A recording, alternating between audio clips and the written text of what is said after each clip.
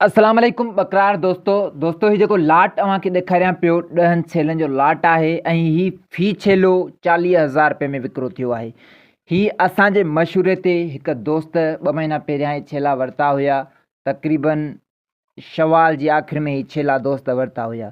ही 10 छेलनि जो पूरो लाट हुयो। 18, 19, 20,000 ताईं ही छेला दोस्त वरिता हुया।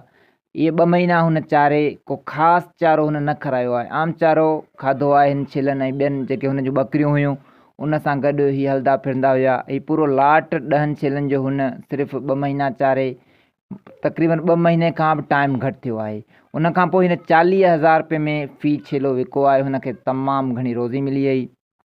हुन असांखे वीडियोज़ मोकिलिया ऐं बिल्कुलु असांजो थोरो मञो सिर्फ़ु थोरो इहो न करे तव्हांखे ॾसूं पिया त तव्हां ही कारोबार कयो। अक्सर जेके नौजवान हुजनि था नौकिरियुनि जे पोयां धिका खाइनि था, पंहिंजी उमिरि गुज़ारे छॾनि था धिका खाईंदे, पर अव्हां ही जेका हिलाल माल जी फार्मिंग कयो हिन में तव्हांखे ॿीणो फ़ाइदो थींदो, ज़बरदस्त तव्हांखे नफ़ो मिलंदो।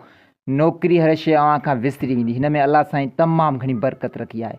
ही छेला सभु तव्हांजे साम्हूं बीठा आहिनि। ॾिसो ही 40,000 रुपए में फ़ी छेलो विकिरो थियो आहे। कुझु छेला नंढा आहिनि, कुझु वॾा आहिनि, कुझु 40,000 खां मथे जा आहिनि, कुझु घटि आहिनि, पर लाट जे हिसाब सां 40,000 रुपए में फ़ी छेलो विकिरो थियो आहे।